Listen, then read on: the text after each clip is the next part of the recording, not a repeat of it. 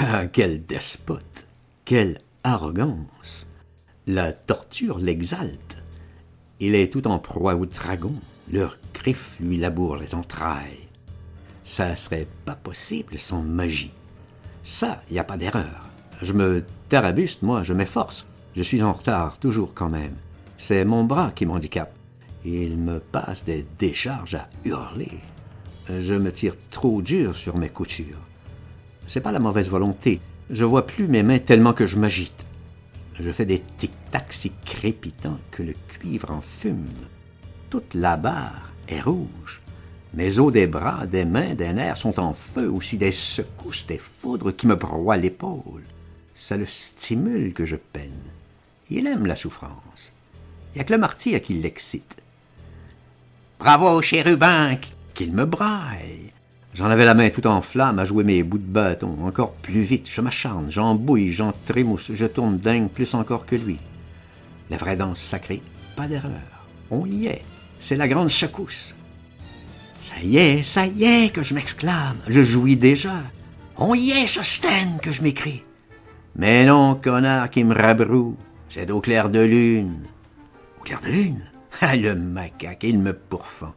Le mal que je me suis donné, il me le copiera. Il nous tue pour un exercice.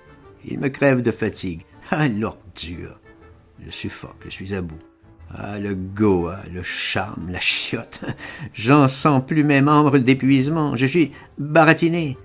Il passera armoïde tout seul, vainqueur des archéosaures, des monstres. Je veux plus de croupillonnage. Je suis pompé. Je résiste plus au ciron. La férocité d'âme et corps, tout seul qui ira se faire foutre. Ah, mais il l'entend pas ainsi. Les cirons alors, les cirons, si tu t'arrêtes, c'est la mort. En plein déchaînement, l'atome nous foudroie. Me voilà joli encore. Qu'est-ce qu'il a encore fricoté? Où je me mouille? Dans quelles ondes? Les dragons te déglutent si tu bâtonnes plus. Voilà des conditions, c'est du chantage, positif.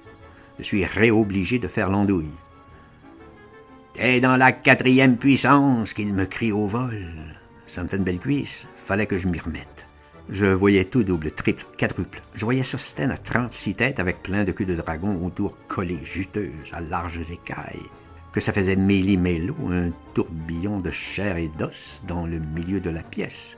Une pelote énorme, bouillie furieuse, qu'il en rejaillissait des flots de bave. Des jets brûlants jusqu'au plafond. Tout ça trémoussait, convulsait, la masse entière palpitante. Tout l'enchevêtrement des nœuds, cognant, rebondissant dans les murs, et des injures effrayantes qui en fusaient chaque instant, des rugissements de monstres, et puis la voix aigre à Sostène, qui sortait du visqueux fouillis, des gros enlacements de tentacules. Je restais devant ça, atterré. Fallait pas que je flanche. Il m'avait prévenu, une défaillance de ma part, et c'était l'ouragan cosmique. On n'y coupait pas, que je cesse mes tic-tac une seconde et les cirons nous embarquaient. C'était ça l'horreur, on se trouvait cru, vaporisé. Le risque était formidable, tout était relaté dans le livre. Les rites, les précautions à prendre, la mimique sacrée. Il connaissait tout ça, Sostène, sur le bout des ongles. Pour le moment, dans tous les cas, je pouvais à peine l'apercevoir au cœur de la mêlée rageante. Juste 1-2 têtes par-ci, par-là.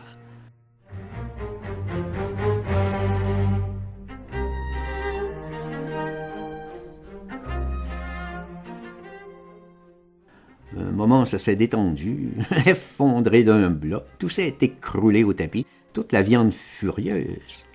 Les monstres soufflaient comme des forges. Fatigués, eux aussi, sans doute, puis leurs écailles leur sont tombées, leurs parures, leurs immenses nageoires.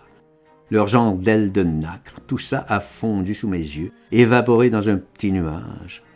Il n'est plus resté que le Sostène là du chaos, de la bataille, seul subsistant, nu comme un ver, pâle et grisâtre. Je l'interpelle.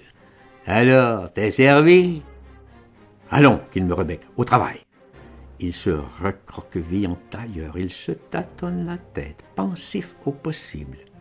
Il médite, marmonne, l'inspiration au trognon. Ce coup-ci, c'était avec les diables.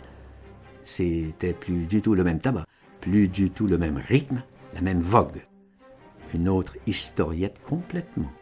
Il s'agissait d'une scène de charme, une gigue relevée bondissante, une figure guillerette. Fallait allumer les démons, les séduire par très vives œillades, d'abord en premier les ensorceler mutinement. Tortillage bien sûr du croupion, mais alors frétillant gamin, plus du tout visqueux, tropical, les sortilèges gras, corrida de monstres. Ah, pas du tout, une autre affaire. Maintenant, c'était tout de la finesse. L'astuce, d'après le texte, il me l'a expliqué, c'était d'amuser les maudits, de les étourdir par gaudrioles et puis de leur faire leur affaire dans l'inattention, profiter de les posséder par plaisanterie et puis une fois dans la joie, tout secoué d'intenses rigolades, qu'ils faisaient plus attention à rien. Alors moi, j'entrais dans la transe. C'était mon moment, je leur passais par derrière la tête et je les assommais tour à tour. Un grand coup de bâton sur la bouche, et toc, et toc. Pigeon vol, je profitais des circonstances qu'ils s'empissaient de rire, qu'ils faisaient plus attention à rien. Je te les écrasais, c'était habile. Pour le moment, bien entendu, je faisais que les mimiques, et hop, fallait que je bondisse, par exemple. Je me donnais du mal. D'après les écritures du livre, je devais massacrer 12 démons, là, coup sur coup, séance tenante. Il m'expliquait bien le geste magique, comment je devais cogner de haut. Je l'ai faite, moi, pendant 14 ans, la danse des bambous. T'imagines que t'es le prince Gorlor, tu les sonnes autour de bras. Il me montrait son style, ce brio, et prétentieux. Moi, je m'envolais, tu peux me croire, je me touchais pas dessus. Les comparaisons, venimeux. En attendant, il tenait plus debout. Tagada, vieux con!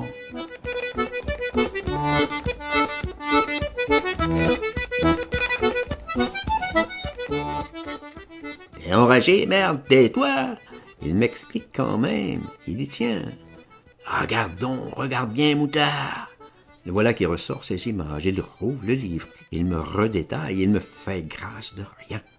C'est mirobolant que ça lui redonne une idée. Et puis, Pépère, faudrait que tu puisses retenir les mots. Tu me les réciterais à mesure. Juste une seule phrase, à la cadence, à l'instant que j'attaque, sur une jambe. Ah, tu divagues, Mironton. J'allais apprendre l'hindou au vol. J'essayais, rien. Pour prononcer, je m'écorchais la langue, je m'étouffais, je me fâche. Et se foutait de moi. Chacun son genre, monsieur Sosten. Vous, votre anglais, hein, c'est pas fort. Essayez donc voir votre vous, qu'on rigole ensemble. Moi, dites, c'est l'hindou qui est barré. Imaginez ça. C'était dit, voilà.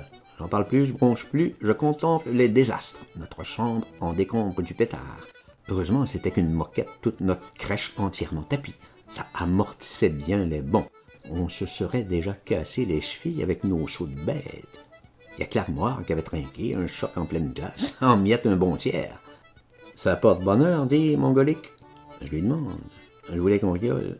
Je voulais qu'on rigole, hein, mais il rigole pas du tout. Il prend ça de travers. C'est facile, jeune serin, la sottise. Évidemment que j'ai l'air drôle. Vous croyez que je m'aperçois pas? Et votre idiotie, vous alors, vous croyez qu'elle est pas tragique? Qu'on n'attire pas des catastrophes sur nos innocences avec une pochetée pareille? Grossier d'un seul coup. Qu'est-ce que j'y réponds? Votre lard. Taisez-vous. Il me terrorise. Vous seriez pas si dissolu. Vous n'oseriez pas que vos frasques en tête, vos histoires de rute et satire, et vous m'aideriez peut-être un petit peu. Vous n'êtes pas qu'un blessé de la guerre, jeune prématuré. Vous avez aussi les sens sales. Voilà ce qu'il découvre. Il me fixe pour ça. Il me dévisage. Les sens sales? Dites donc, vous, cocotte. Ah, je vais le racornir. J'ai tout de même fort de sésigue. Je me retiens. Je veux souffler un peu. C'est une messe que nous célébrons. Toujours ça marotte. Il y revient. Vous ne m'avez jamais compris. Il en souffrait, ce fiel. Vous me contrariez en toutes choses. Il y allait d'une larme. Vous êtes mon saboteur des ondes. Vous ne m'êtes bon à rien. Vous êtes à mille croûtes de bêtises. Une messe aux esprits de Goa, aux sarces de la troisième épreuve. Je vous l'ai 1000 fois expliqué. Quelle peine perdue, que je suis faible. Vous n'avez que la fesse en tête, le libertinage, un nez de tourneau à vis. Voilà ce que le ciel me donne.